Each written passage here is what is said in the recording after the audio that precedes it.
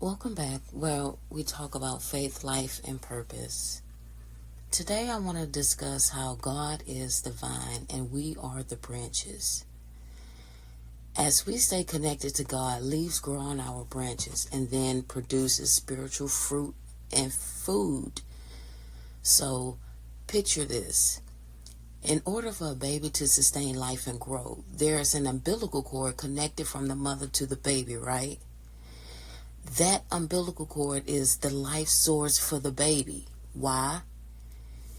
Because the baby needs this for growth of cells, organs, bones, food, and nourishment. The chemical makeup of the mother and father determines the outcome of that baby. What does the mother eat? Is her health good? How is her mental state? How does she see herself? Is she happy with the life growing inside of her? What is she speaking over herself and her baby? So the baby's total dependence is on the mother. So do you see the connection? God being the vine depicts the mother, and we're the branches drawing all of our sources of life from God. That is why it is crucial that you remain connected to God.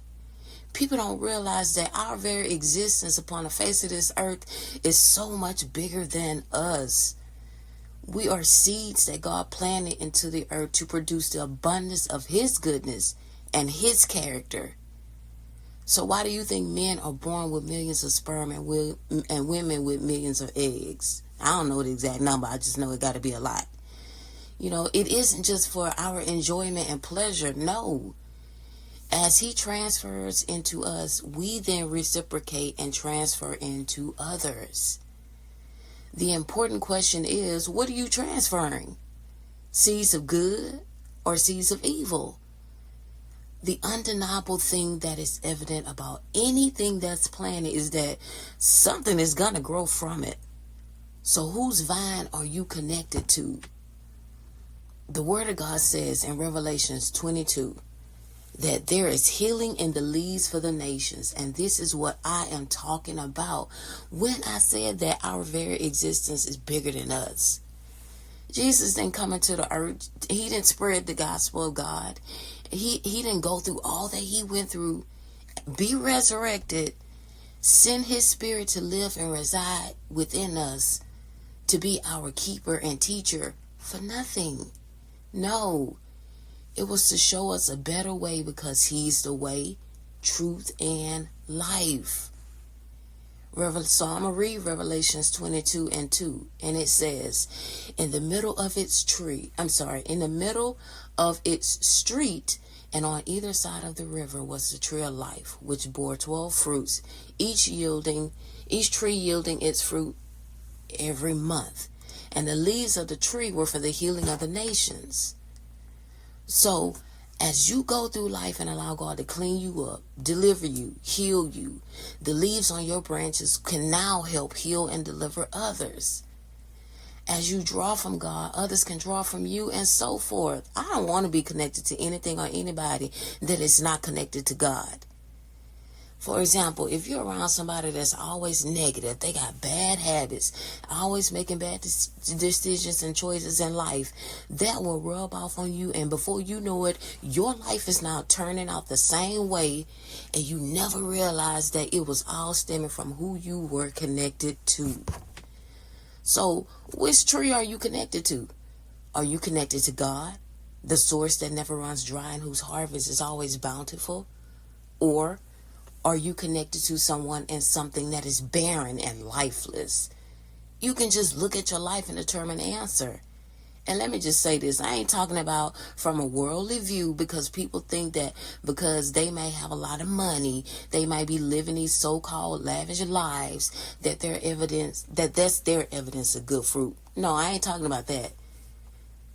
Does your life line up with the Word of God? And have you surrendered all unto Him, where you are totally dependent upon Him? See, I'm talking about that spiritual fruit that becomes evident and manifested in the physical. So you need to check your sources. And even the Word of God says to judge a tree by the fruit it bears. In Matthew 7:16-20, it says, "You will know them by their fruits. Do men gather grapes from thorn bushes or figs from thistles? Even so, every good tree bears good fruit, and a bad tree bears bad fruit. A good tree cannot bear good fruit. A good tree cannot bear bad fruit, nor can a bad tree bear good fruit. Every tree that does not bear good fruit is cut down and thrown into the fire. Therefore, by its fruits you will know them." So, the whole takeaway from this whole message, God is our vine, and we are his branches. Our desire to draw from him each and every day, because I know what living a life apart from God is. It was hard, it was destruction, it was chaos, it was calamity, it was trauma, it was just heartbreak, it was just so many bad things, because he didn't disconnect himself from me. I disconnected myself from him. But since I have been awakened in my mind, my heart, and I've given my life and rededicated my life back unto God, my branches are now producing beautiful fruit.